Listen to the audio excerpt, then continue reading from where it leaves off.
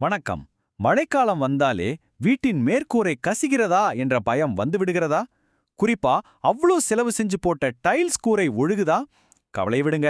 இன்னைக்கு நாம பார்க்க போற இந்த விளக்கப்பதிவுல இந்த தலைவலிக்கு எப்படி நிரந்தரமா முற்றுப்புள்ளி வைக்கலாம்னு பார்க்க போறோம். பல்லாயிரம் செலவு செஞ்சு அவ்ளோ அழகா டைல்ஸ் போட்ட பிறகும் சீலிங்ல இருந்து தண்ணி சொட்டுறத பார்க்கறப்போ மனசுக்கு எவ்வளோ கஷ்டமா இருக்கும்னு எனக்கு புரியுது. இது ஒரு பெரிய ஏமாற்றம் இல்லையா? ஆனா நல்ல விஷயம் என்னன்னா, இந்த பிரச்சனையெல்லாம் நீங்க தனியா இல்ல. நிறைய பேருக்கு இதே பிரச்சனை இருக்கு. சரி வாங்க, இதுக்குள்ள ஆழமா போகலாம். நான் உங்களுக்கு ஒரு சூப்பரான தீர்வு சொல்லப் போறேன். நம்புவீங்களான்னு தெரியல, ஆனா நீங்க ஏற்கனவே போட்டிருக்க அந்த டைல்ஸ்ல ஒரு சின்ன கீறல் கூட விழாம அதை உடைக்காமலே இந்த நீர்க்கசிவை நம்மால முழுமையா தடுக்க முடியும். ஆமாங்க, வீட்டை உடைச்சு தூசியை கிளப்புற அந்த பெரிய தலைவலியே இல்லாம ஸ்மார்ட்டா எப்படி சரி செய்யறதுன்னு பார்க்கலாம். இன்னைக்கு நாம பார்க்க போற முக்கிய தலைப்புகள் இதோ. 1. கசியும் கூரைகளை சரி செய்யும் முறைகள். 2. ரொம்ப முக்கியமான சர்ஃபேஸ் ப்ரிப்பரேஷன். 3. முதல் முறை லிக்விட் ரப்பர். 4. ரெண்டாவது முறை பிட்டுமின் ஷீட்ஸ். அப்புறம் கடைசியா செலவு மற்றும் ஆயுட்கால ஒப்பீடு. சரி, முதல் பகுதி கசியும் கூரைகளை சரி செய்தல். சரியான முறைக்கு போறதுக்கு முன்னாடி நிறைய பேர் பண்ற ஒரு மிகப்பெரிய தப்ப பத்தி நான் சொல்லியே ஆகணும். கூரையில கசிவுன்னு தெரிஞ்ச உடனே பலரும் பண்ற தப்பு சிமெண்ட் வாட்டர் ப்ரூஃபிங் பண்றது. தயவு செஞ்சு ஒருபோதும் அதை பண்ணவே பண்ணாதீங்க. நான் திரும்பவும் சொல்றேன், அதை பண்ணாதீங்க. ஏன்னா அது கண்டிப்பா வேலை செய்யாது. கொஞ்ச நாள்லயே அந்த சிமெண்ட் வெடிச்சு மறுபடியும் தண்ணி கசிய ஆரம்பிச்சிடும். உங்க பணமும் சுத்தமா வீணாயிடும். அடுத்த பகுதி ரொம்ப முக்கியமான சர்ஃபேஸ் ப்ரிப்பரேஷன், அதாவது அடித்தளத்தை தயார் செய்யறது. எந்த ஒரு பில்டிங்குக்கும் பேஸ்மெண்ட் ஸ்ட்ராங்கா இருக்கணுங்கிறது எவ்வளோ முக்கியமோ அதே மாதிரி தான் வாட்டர் ப்ரூஃபிங்கும். எந்த முறைக்கு நீங்க போனாலும் இந்த கட்ட தயாரிப்பு ரொம்ப ரொம்ப முக்கியம். அதுல சமரசம் பண்ணவே முடியாது.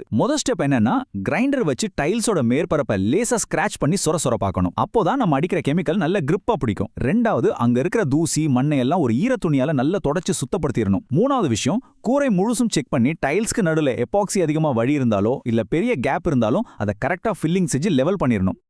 இப்போ நம்ம 3வது பகுதிக்கு வந்தாச்சு. முறை 1, லிக்விட் ரப்பர். டைல்ஸ் கூரைகளுக்கு இந்த மெத்தட் ஒரு மிகப்பெரிய வரப்பிரசாதம்னு சொல்லலாம். இதுல என்ன கெமிக்கல்ஸ் யூஸ் பண்றாங்கன்னு பார்க்கலாம். ரப்சில் அல்ட்ரா இல்லனா ஏஷியன் அல்ட்ரா மாதிரி PU அக்ரிலிக் பேஸ் கொண்ட கெமிக்கல்களை தான் இதில் பயன்படுத்துவாங்க. இதோட ஸ்பெஷாலிட்டியே அதோட எலாஸ்டிக் தன்மை தான்.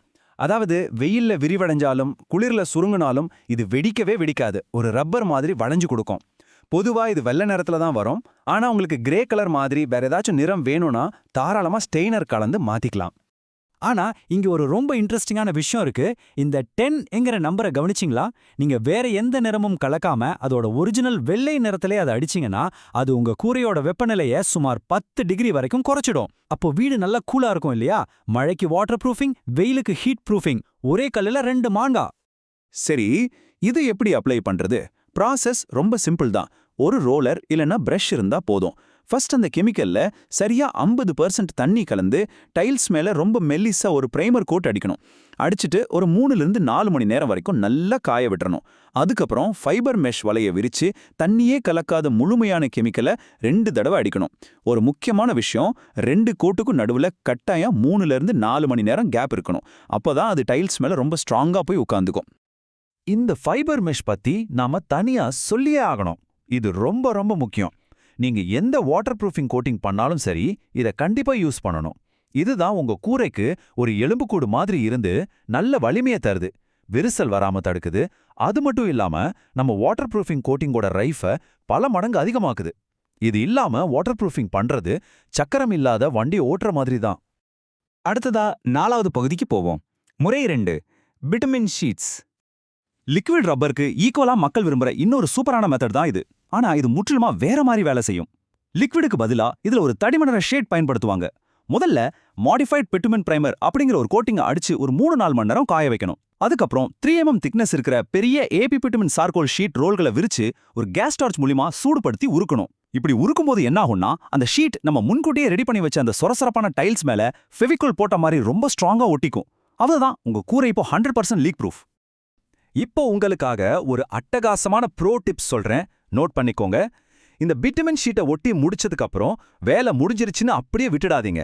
அதுக்கு மேல 1 இல்லனா 2 coat white damp proof paint அடிச்சிருங்க. ஏன்னு கேக்குறீங்களா? இந்த ஷீட்டு பொதுவா கருப்பு நிறத்துல இருக்கும். அதனால சூரிய வெப்பத்தை அதிகமா உள்ள இழுக்கும். இந்த வெள்ளை பெயிண்ட் வெயில்னால அந்த ஷீட் டேமேஜ் ஆகாம தடுத்து அதோட ஆயுள பல மடங்கு அதிகமாக்குறதோட உங்க வீட்டையும் நல்ல குளிர்ச்சியா வச்சிருக்கும். எப்படி நம்ம ஐடியா? இப்போ நாம கடைசி பகுதிக்கு வந்தாச்சு. பகுதி 5 செலவு மற்றும் ஆயுட்கால ஒப்பீடு. நீங்க ஒரு சரியான முடிவெடுக்கிறதுக்கு தேவையான ரொம்ப முக்கியமான டேட்டா இதோ இங்கே இருக்கு. இந்த ஒப்பீட்டை கொஞ்சம் நல்லா கவனிங்க. ஃபைபர் மெஷ்ஷோட சேர்ந்த லிக்விட் ரப்பர் முறைக்கு ஒரு சதுர அடிக்கு சுமார் 55 ரூபாயிலிருந்து 80 ரூபாய் வரைக்கும் செலவாகும். இதோட ஆயுட்காலம் பார்த்தீங்கன்னா 8 இருந்து 12 வருஷம் வரைக்கும் வரும். அதே சமயம் மெட்டீரியலோட சேர்த்து பிட்டுமின் ஷீட் முறைக்கு ஒரு சதுர அடிக்கு 55 இருந்து 70 ரூபாய் வரைக்கும் செலவாகும். ஆனா இதோட ஆயுட்காலம் 5 இருந்து 10 வருஷம் தான். ஸோ ரெண்டுக்குமே ஏறக்குறைய ஒரே மாதிரியான செலவு தான் ஆகுது. ஆனா லிக்விட் ரப்பர் நமக்கு இன்னும் கொஞ்சம் அதிகமான உழைப்பை தருது. இப்போ உங்க கையில எல்லா டேட்டாவும் ரொம்ப தெளிவா இருக்கு. செலவு எவ்வளோ, எத்தனை வருஷம் உழைக்கும், என்னென்ன முறைகள் இருக்குன்னு எல்லாத்தையும் விலாவாரியா பார்த்துட்டோம். இப்ப முடிவு உங்க கையில தான் இருக்கு. அடுத்த ஒரு 10 வருஷத்துக்கு உங்க வீட்டின் கூரையை மழையிலிருந்து காப்பாத்த நீங்க கஷ்டப்பட்டு சம்பாதிச்ச பணத்தை எந்த முறையில இன்வெஸ்ட் பண்ண போறீங்க? லிக்விட் ரப்பரா இல்ல பிட்டுமின் ஷீட்டா? சரியானதை தேர்ந்தெடுங்க. உங்க வீட்டை பாதுகாப்பாகவும் கசிவு இல்லாமலும் வச்சுக்கோங்க. இந்த விளக்கப்பதிவு உங்களுக்கு ரொம்பவே யூஸ்ஃபுல்லா இருந்திருக்கும் நான் நம்புறேன். உங்களை அடுத்த தொகுப்புல சந்திக்கிறேன்.